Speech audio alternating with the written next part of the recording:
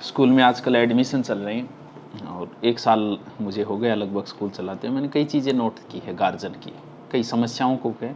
जो समस्याएं मैं आपको बता रहा हूँ वो कोई अकेले एक गार्जियन की नहीं है, शायद सबकी रही होगी समस्याएं, और हर किसी के कहीं ना कहीं दिमाग में ये समस्याएं आती है गार्जियन के। क्योंकि जो समस्या किसी एक बच्चे की वो एक बच्चे की नहीं, वो शायद सबकी समस्या है। तो ये वीडियो वैसे देखें तो बच्चों के लिए भी, वैसे देखें तो माता पिताओं के लिए ज़्यादा है ये वीडियो। एक तो सबसे बड़ी आती है बच्चों के, गार्जियन आता है कि सर ये 5वीं में कमज़ोर है, हम इसको दोबारा 5वीं करवाना चाहते हैं। सर 8वीं क्या दोबारा करा दें हम क्या? 10वीं में सर कमज़ोर है, इसको दोबारा करा दें क्या? तो भाई भी थोड़ा बहुत समझने की कोशिश करो।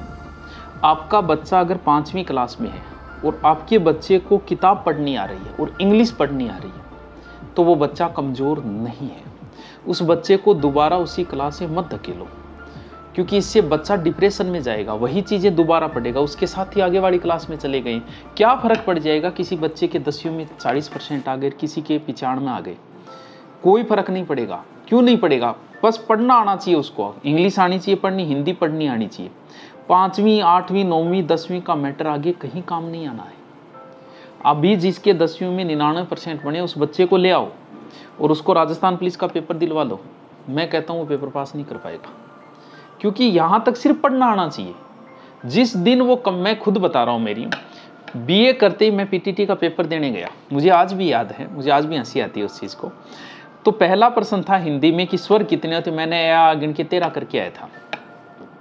फिर मैंने एसआई की तैयारी की थी, उस समय मैंने हिंदी की बहुत ज़बरदस्त तरीके से पढ़ा। मैंने आज मैं हिंदी पढ़ा भी रहा हूँ और मेरे पढ़ाई में एक बहुत ठानदार लग गई थी, क्योंकि जिस दिन बच्चा कंपटीशन में उतरेगा उस दिन सिलेबस निकालेगा वो, उस दिन की पढ़ाई जो 1 साल की 2 साल की पढ़ाई कंपटीशन में वही काम आएगी। 10वीं में 40 बने तो कोई फर्क नहीं पड़ेगा, 10वीं में 99 बने तो भी कोई फर्क नहीं पड़ेगा इस चीज़ से। बस बच्चे को आना चाहिए। आगे जो कंपटीशन में उतरता है तब जो 1 साल 2 साल है ना, उस समय बच्चे पे ध्यान दो।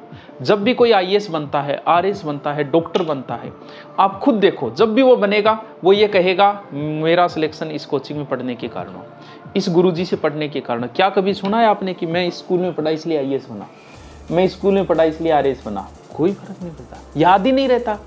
आप खुद, आप जो वीडियो देख रहे हो उनमें से 90% लोगों को उसी स्कूल में ले जाया जाए, कहा जाए कि ये बताओ 5वीं क्लास में कौन से रूम में बैठते थे। बात तो भूल जाओ, वो ये भी नहीं बता पाएंगे कि हम 5वीं क्लास में इस रूम में बैठा करते थे या 4थी क्लास में। कोई काम नहीं आना है। बस बच्चे को बस स्कूल जाए तो संस्कार सीख जाए, हिंदी पढ़नी आनी चाहिए उसको, इंग्लिश पढ़नी आनी चाहिए उसे, तो नॉर्मल मैथ आनी चाहिए। बच्चे पे प्रेशर मत गिरो एक्स्ट्रा। ये चीज़ें जब कंपटीशन में उतरेगा उस समय ध्यान दो, वही चीज़ें काम आनी है। 40% वाला भी आईएएस बन सकता है, 95% वाला पुलिस का भी पेपर हो सकता है पास न कर पाए, हो सके चतुर्थ श्रेणी भी न कर पाए, क्योंकि ये चीज़ें काम ही नहीं आनी है। ज़्यादा पढ़ना आ रहा है बस, ठीक है। जितनी ग्रामर लगती है ना कंपटीशन में, वो स्कूल में कभी कराई नहीं जा सकती, संभव ही नहीं है। बच्चे की इतनी कैपेसिटी नहीं है कि वो जो संधि है, जितने संधि के टोटल मिलाए तो 40 नियम हो जाते हैं, वो नियम बच्चा कैच कर पाए, ये भी संभव नहीं। इसलिए बच्चे को वापस उस क्लास में मैं न धकेले। अगर आपका वो लग रहा है आपका बच्चा कमज़ोर है 5वीं में, तो आप उसकी 2 महीने एक्स्ट्रा करवा दो, किसी टीचर से बुला के एक्स्ट्रा करवा दो, लेकिन वापस उसी क्लास में मत धकेलो। बच्चा जल्दी 12वीं करके निकलेगा तो इससे अच्छा है कि वो कंपटीशन में 1 साल एक्स्ट्रा लगा ले। स्कूल में बच्चे का 1 साल एक्स्ट्रा बर्बाद कोई भी गार्जियन न करे, चाहे वो 10वीं हो, चाहे 11वीं हो, चाहे 12वीं हो, चाहे बच्चा आपका 5वीं में हो। बस ये ध्यान रहे आपके 5वीं क्लास के बच्चे को पढ़ना आना चाहिए। पढ़ना आ रहा है वो कुछ भी बन सकता है, कुछ भी कर सकता है। ये तो दूसरी समस्या है, सर हमारा बच्चा बहुत शरारती है। अरे अच्छी बात है ना, शरारती है तो बच्चा शरारत नहीं करेगा तो कौन करेगा?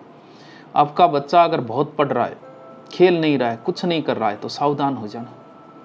और बच्चा आपका शरारत कर रहा है तो कोई नुकसान नहीं है, 1% भी नुकसान नहीं है, क्योंकि शरारत करना बच्चे का एक गुण है, उसके अंदर उत्पन्न होती है ये चीज़, सिखाई नहीं जाती शरारत करनी। जितना बच्चा शरारत कर रहा है वो जवानी में उतना ही सभ्य होगा, लेकिन इस बचपने के अंदर अगर उसने अपनी शरारत को दबा कर सिर्फ पढ़ाई पढ़ाई पढ़ाई करता रहा तो वो दमित इच्छाएं हो सकता है जवानी में निकल जाए। बचपन की शरारतें नुकसान नहीं देगी, लेकिन जवानी में की गई शरारतें थाने की ओर ले जाएगी। तो बच्चा अगर शरारत कर रहा है, करने दो उसे, बच्चे का ये गुण है। जवानी में अगर किसी की इच्छा थी बहुत अच्छी गाड़ी खरीदने की, वो नहीं खरीद पाया, तो बुढ़ापे तक उस गाड़ी की इच्छा ही रह जाती है, क्योंकि जवानी की दमित इच्छाएं बुढ़ापे में परेशान करती है। वैसे ही बचपने में अगर वो नहीं खेल पाया, शरारत नहीं कर पाया, तो वो शरारत जो दमित इच्छाएं रह गई वो जवानी में निकलती। अगर बच्चा बहुत ज़्यादा पढ़ रहा है तो सावधान हो जाना। शरारत कर रहा है बहुत अच्छी बात है, बच्चे का गुण है शरारत, एकदम सही चल रहा है बच्चा, एकदम सही ट्रैक पे है बच्चा, शरारत कर रहा है करने दो, बच्चा नहीं करेगा तो कौन करेगा सर। आज के माँ बापों का जो सबसे बड़ी समस्या है ना, वो ये है कि बाप जब पावर में होता है, बहुत सारे ऐसे टॉक्सिस बोलते हैं कि उसे, वो पिता देखिए बच्चे को इतना परेशान करते हैं, घर जाने के बाद वापस उसे पढ़ाई के लगा दिया, फिर ट्यूशन के लगा दिया, या क्यों बच्चे के बचपने को मार रहे। सब नहीं है ऐसे, 10% गार्जियन जो देखे मैंने, ऐसा नहीं होना चाहिए। आपने कितना प्रेम किया बच्चे से, व्यक्ति प्रेम को 2 साल तक बड़ी मुश्किल से याद रख पाता है, लेकिन नफरत को 20 साल तक याद रखता है आदमी, 20 से 30 साल। हमारे दिमाग की विशेषता है कि नेगेटिव चीज़ों को लंबा याद रखता है। आपकी इज्जत किसने की ये चीज़ आप भूल जाओगे, लेकिन आपकी बेइज्जती किसने की वो आप जीवन भर नहीं भूलोगे। आपको भी याद होगा आपके पिताजी ने थप्पड़ कब मारा था, आपके पिताजी ने आपकी बेइज्जती की, वो आपकी याद है आज भी। हो सकता है आप उनके प्रेम को भूल गए, लेकिन ये नफरत याद है। जब बाप के पास पावर होता है तो बाप उस पावर का गलत इस्तेमाल, इसलिए हर बाप बुढ़ापे में परेशान होता है वो, क्योंकि अभी बाप के पास पावर है तो वो बच्चे पे थोप रहा है अपना पावर, वो अपना बापपना दिखा रहा है। और जब बेटे के पास पावर आएगा तो फिर वो बदला लिया जाएगा, क्योंकि दमित इच्छाएं जो है वो निकलेगी। आपके भी याद है ना आपके बाप ने कब थप्पड़ मारा, तो आप जो मार रहे हो ना बच्चे की, वो भी बच्चे की उम्र भर याद रहे। आपका प्यार याद नहीं रहेगा, आपकी नफरत याद रहेगी, क्योंकि नफरत दिमाग को लंबे समय तक याद रख पाता है। हम लोग माँ बाप बन के समझते, क्योंकि हर बाप ये सोचता है कि बाप की जो इच्छा थी नहीं कि डॉक्टर बनने की, तो वो बेटे में अपनी छवि देखता है, उसे लगता है कि मेरी इच्छा ये पूरी करो। बाप आईएएस बनना चाह रहा है तो वो बेटे से उम्मीद कर रहा है कि तू आईएएस बन। क्यों भाई, आपके सपने पूरे करने के लिए बेटे ने जन्म थोड़ी लिया, आपका कोई रोल नहीं है। आप माँ बाप बने हो ना, उस बच्चे की वजह से बने हो, उस बच्चे का भी रोल है आपको माँ बाप बनाना, वरना जो नहीं बने उनसे जाके पूछो। उस बच्चे की वजह से आप माँ बाप बने, सौभाग्यशाली हो, वो बच्चा है इसलिए आप माँ बाप हो।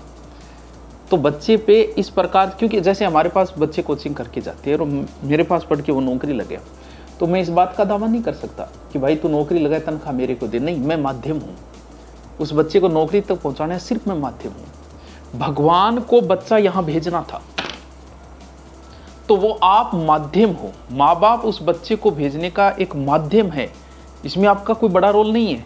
उसे भेजना था यहाँ बच्चे को, आप माँ बाप। तो बच्चे को इस प्रकार परेशान न करें, डिप्रेशन में बच्चे को न ले जाए, उसे अपना जीवन जीने दे, उसके बचपने को जीने दे। बस 5वीं क्लास बच्चा पढ़ना लिखना, बस इतना ही ध्यान रखना, बाकी किसी की जरूरत नहीं है और चीज़ों की। आपका बच्चा सही ट्रैक पे है, एकदम से कंपटीशन में जब उतरे 2 साल तब ध्यान रख लेना। 10वीं में क्या फ़र्क पड़ता है, 95 बने क्या फ़र्क पड़ता है 40 बने। Okay, thank you.